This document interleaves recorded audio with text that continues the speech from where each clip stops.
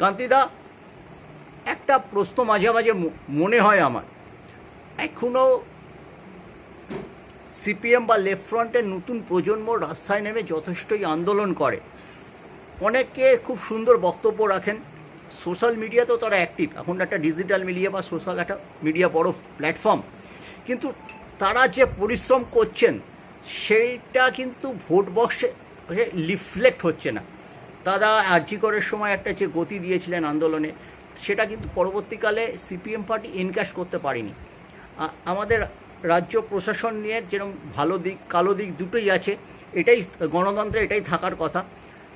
ইদানিংকালে হয়তো মিডিয়া সেইভাবে কালো দিকগুলো তুলে ধরে না, কিন্তু বেশ কিছু তো দিক রয়েছে। এবার এটা মানে সিপিএম পার্টির রক্তক্ষয় হয়ে চলেছে একটা অতি দক্ষিণপন্থী দল, যারা মূলত বাংলা বিরোধী বা অবাঙালিদের সংখ্যাই বেশি, তারা সেই অ্যাকসেন্টেই কথা বলেন বেশি, তাদের এখানে রমরমা। কিন্তু আমাদের যে মাটির দল CPM, communist party of India, CPI এবং পাশাপাশি ফরওয়ার্ড ব্লক এবং আরএসপি, এই যে আরও বামপন্থী দলগুলো ছিল যে বামফ্রন্টের, সেই দলগুলো প্রায় বিলীন হতে চলেছে। এর কারণটা কি? আপনার মতো প্রাজ্ঞ মানুষ এই মুহূর্তে খুব কম আছে। খেলার মাঠ থেকে রাজনীতিতে চলে এলেন। কান্তি গাঙ্গুলি মানে প্রতিবন্ধীদের পাশে থাকা, কান্তি গাঙ্গুলি মানে মাঠের লোক। আজকে এই যে অরূপ বিশ্বাসের হাতে কিশোর ভারতী নতুন রূপ পেয়েছে ঠিকই, কিন্তু এই স্টেডিয়াম সন্তোষপুরের ওই জায়গায় স্টেডিয়ামটা তো তিলে তিলে গড়েছিলেন আপনি। শুধু তাই না, আজকে এই যে পূর্ব কলকাতার পুরো পাটুলি থেকে এই যে জনবসতি, পঞ্চশায়ের, এই যে পেয়ারলেস হসপিটাল, সবই কিন্তু আপনার একটা ছোঁয়া ছিল এমআইসি হিসেবে, কলকাতা কর্পোরেশনের পৌরপিতা হিসেবে এবং এই এলাকার দাপুটে নেতা হিসেবে। তাই একটু রাজনীতি তো আসবেই খেলার পাশাপাশি। দেখুন, প্রথম একটা কথা বলে রাখা ভালো, আমরা ব্যক্তি বিশেষ করেছি এটা কখনো বিশ্বাস করি। রাজ্য সরকার জনগণের টাকা আমরা করেছি, জনগণের অংশগ্রহণের মাধ্যমে হয়েছে। আপনি সল্টলেক স্টেডিয়ামের কথা বলেন, এই সল্টলেক স্টেডিয়ামের জন্য walk for the Salt Lake stadium হয়েছে। দেশবন্ধু পার্ক থেকে একটা মহামিছিল, আবার গোল পার্ক থেকে একটা মহামিছিল, শিল্পী, সাহিত্যিক, খেলোয়াড় সবাই অংশ নিয়েছিলেন। ওখানে কমল বসুও ছিলেন। কথা বলা যেতে পারে, আমরা কখনো এই ধরনের দাবি করি না, আমি করেছি। একটা বামফ্রন্ট তার একটা নীতি, জনগণের অংশগ্রহণ, জনগণের টাকা। প্রথমত এইটাই বলে রাখি, আমি করেছি, আমরা করেছি। এই তথ্য হয়তো আপনি দায়িত্বে ছিলেন বা অনেকটা হয়তো ফ্রন্ট লাইনার আপনি, সেই নৌকোতে কেউ দাঁড় ধরে আর বৈঠা টানে মাঝি, বৈঠা যারা না বায় মাঝির কোনো কাজ থাকে না। আমরা তো সেই হাল ধরার মাঝির কাজটা করেছি, নাথিং মোর। আমরা এইভাবে বিশ্বাসী। তারপর আপনি একটা প্রশ্ন করলেন যে নতুন প্রজন্ম এসছে, দেখুন অভিজ্ঞতা থেকে মানুষ শিক্ষা নেয়, অভিজ্ঞতা থেকে। 2011 তৃণমূল কংগ্রেস ক্ষমতায় এলো, পেছনে অনেক ঘটনা আছে। প্রধান ঘটনা তো সিঙ্গুর নন্দীগ্রাম, যে ধরনের প্রচার, যেভাবে মানুষের মধ্যে একটা আতঙ্ক শরীর তৈরি করা হলো, কৃষকের জমি কেড়ে নেবে, আদৌ তো তা না। নন্দীগ্রাম প্রধানত সিঙ্গুর নিয়ে টাটা বিদায় নিল। তারপরে তো 3 বছর সরকার বদলে গভর্নমেন্ট। আবার কিছু কিছু আমাদের পার্টির সংগঠন বা পার্টির বছরও কিছু কিছু জায়গায় আমাদের কিছু চ্যুতি বলুন, এগুলো তো ঘটেছে। পার্টি সঠিকভাবে মূল্যায়ন করলে পরও সমস্ত ক্ষেত্রে হস্তক্ষেপ করতে পারেনি। একদিকে মিডিয়ার উৎসাহ, দেশ বিদেশ সমস্ত মিডিয়ার কথা বলে, মানে ধরুন ঝাড়গ্রাম বা জঙ্গলমহলে 400-র উপরে সিপিএম পার্টি নেতা কর্মী খুন হয়েছে। কোন সালে? তো আপনি 8 থেকে 8-এর পরে, যখন পঞ্চায়েত নির্বাচনের পর থেকে 400-র মতো খুন হয়েছে। এসব বলে তো লাভ নেই, সেসব কথা আসলে ধরুন শিলদাতে 24 জন ইস্টার্ন ফ্রন্টিয়ার রাইফেল খুন হয়েছে।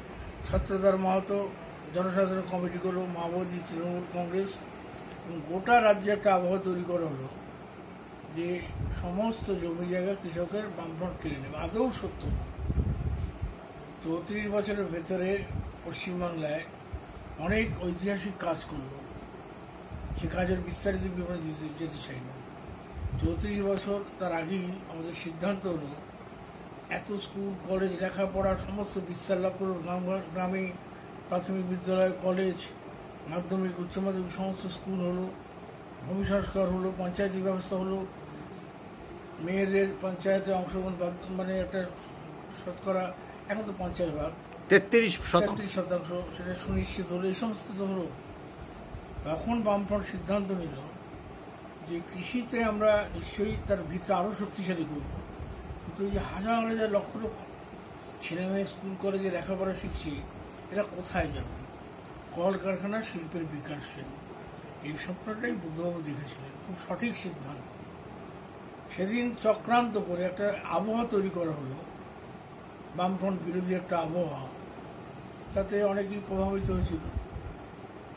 পরিবর্তনের নামে এলো এই সরকার। কিন্তু এখন যদি বলে যে এই 14-15 বছর যা হয়ে গেল, আপনি গ্রামে গঞ্জে যান, অটোতে যান, টোটোতে যান, যেখানেই যাবেন, একটা কথা ভেসে আসছে, এর থেকে বামফ্রন্ট ভালো ছিল। অর্জন করতে পারিনি, চেষ্টা আমরা চালিয়ে যাচ্ছি, সেই বিশ্বাসযোগ্যতা অর্জন করতে পারি, আমরাই পারি। এই মানুষ চাইছে, কিন্তু মানুষের ভরসা, আস্থার স্থল আমাদের হতে হবে। আজকে নতুন প্রজন্ম সেই উদ্যোগী, তারা রাস্তাঘাটে নেমেছে।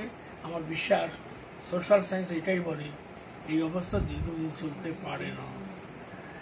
এই যে মানুষের উপলব্ধির যে পরিবর্তন, এর রিফ্লেকশন কি আমরা 26-এই দেখবো, না আমাদের আর একটু 26-এ নাও দেখতে পারি, আরো অপেক্ষা করতে হতে পারে, আরো অপেক্ষা হতে পারে। কিন্তু বামপন্থার বিকল্প তো কিছু নেই। প্রত্যেকটি রাজনৈতিক দল বিশেষ শ্রেণীর প্রতিনিধিত্ব করে, সে বিজেপি হোক, কংগ্রেস হোক, ধনিক শ্রেণীর করে। আমরা চাঁদা তুলি, বাড়ি বাড়ি যাই, চাঁদা তুলি, গণসংযোগ করি। আচ্ছা, এদের নির্বাচনী তহবিল কে যোগায়? হেলিকপ্টার খরচা কে যোগায়? ভারতবর্ষের মনোপলিস্ট বা পুঁজিপতি এরা। আর এই রাজ্যের তৃণমূল কংগ্রেস, একে কি বলা যায়? একে এক কথা বলা যায়, একটা লুম্পেন রাজ তৈরি করেছে। লুম্পেন রাজ, যে যেখান থেকে পারো টাকা লোক, সমস্ত দিক থেকে। কোনো একটা বিশেষ শিক্ষা বা পৌর বা ফায়ার ব্রিগেড এটা না, যেখানে যাবে দুর্নীতি রাখলো, এইখান থেকে লুট চলছে। এই লুটের বিরুদ্ধে মানুষ মুখে দাঁড়াবেই।